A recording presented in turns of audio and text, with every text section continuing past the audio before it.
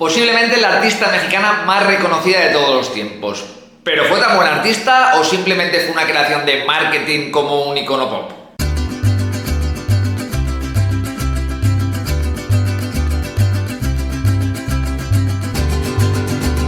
Buenos artistas, en este vídeo quiero hablaros de la artista Frida Kahlo, pero quiero resumir bastante lo que fue su vida personal y me quiero centrar mucho más de una manera subjetiva en lo que fue la obra pictórica del artista. Es decir, voy a hablar de lo que me sugiere su obra, dejando un poco de lado a la Frida Kahlo bandera del feminismo o la Frida Kahlo a la lead de lo que es el sufrimiento en vida. Quiero un poco hablar de lo que a nivel pictórico puede transmitir todas esas sensaciones que ella intentó mostrar. María Frida Kahlo Magdalena Calderón fue una pintora mexicana marcada por el dolor físico y emocional. Yo creo que hay dos puntos clave que marcan su vida y por consecuencia su obra. Uno, que fue el accidente que tuvo con el tranvía, que la dejó físicamente muy malograda, y el otro, su relación con el pintor, con el muralista mexicano Diego Rivera.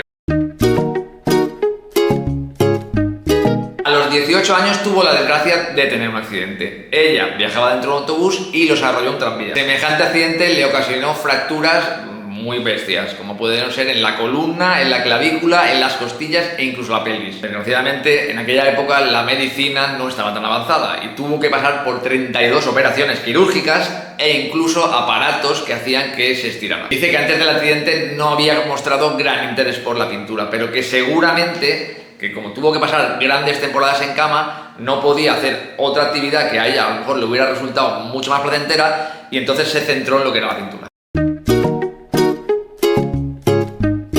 Por aquella época también empezó a frecuentar ambientes intelectuales y culturales y empezó a tener cierto interés por el movimiento comunista. Dentro de este ambiente comunista conoció al reconocido muralista mexicano Diego Rivera, que para postre, en el futuro, se convirtió en su marido o su pareja, o llamémosle la manera que quieran, porque al final influenció, se retroalimentaron en su vida y en su arte. Y en esta relación con Diego Rivera hubo amor, hubo infidelidades por parte de los dos, incluso Diego Rivera llegó a poner los cuernos con su hermana, y todo esto llevó a divorcio y también luego posteriormente a reconciliación. Y a nivel artístico hubo una retroalimentación que les vino muy bien a ambos. Tengo que decir que no soy muy fan de sus cuadros, que no me llama tanto la atención su obra, pero que tengo profunda admiración por su persona y por todo lo que representa. Aunque seguramente mi obra y mi gusto va siempre encaminado a lo figurativo y ella era figurativa, no veo en su técnica nada que me sorprenda o digno de admirar. Que por el contrario sí que es de admirar su capacidad de superación y su fortaleza interna. Me parece muchísimo más interesante el simbolismo que introduce en sus cuadros que la manera en la que los ha pintado. Es decir, los animales, las plantas, la mitología mexicana, toda esa iconografía me parece muchísimo más interesante que de la manera en que está hecho. Al final lo que pintaba eran sus sentimientos, sus autorretratos llenos de dolor que pasaban por su filtro artístico y que para mí, lejos de crearme esa sensación del dolor que yo pienso que ella quería transmitir, me lleva más a sentimientos de soledad y resignación que otra cosa. Quizás porque en muchas de sus obras predominan los colores vivos y con tendencia a la saturación. En su favor hay que decir que Frida no recibió ningún tipo de formación académica, que a nivel técnico obviamente le penalizó, pero que también le permitió salirse de todos esos convencionalismos que rodean al arte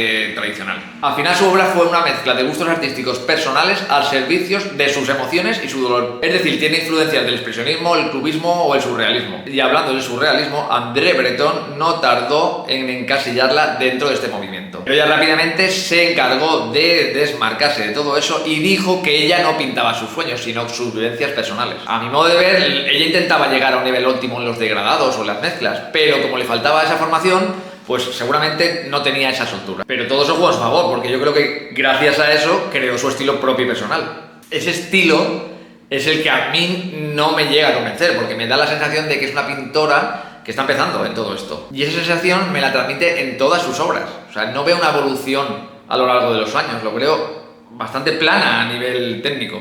Sí que es verdad que lo que me llama muchísimo la atención es su simbología.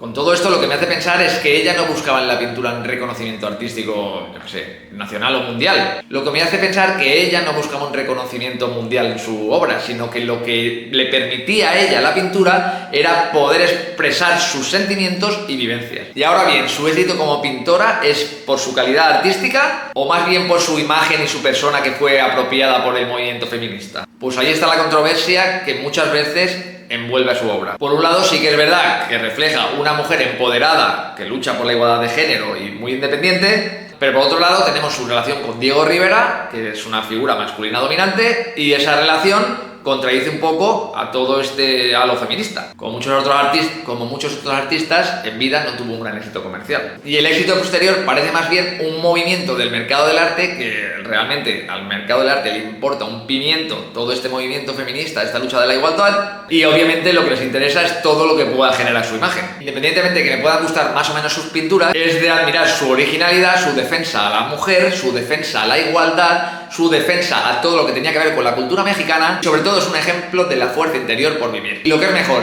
a día de hoy es una gran influencia para muchísimas mujeres y hombres que quieren cambiar una sociedad a mejor. Sin más, me encantaría que me dejarais en comentarios lo que os parece la obra de Frida Kahlo, la obra más allá de la persona, si puede ser, y si podéis añadir de alguna manera algo que pueda implementar y pueda mejorar el vídeo, que seguramente sea así, que lo hagáis.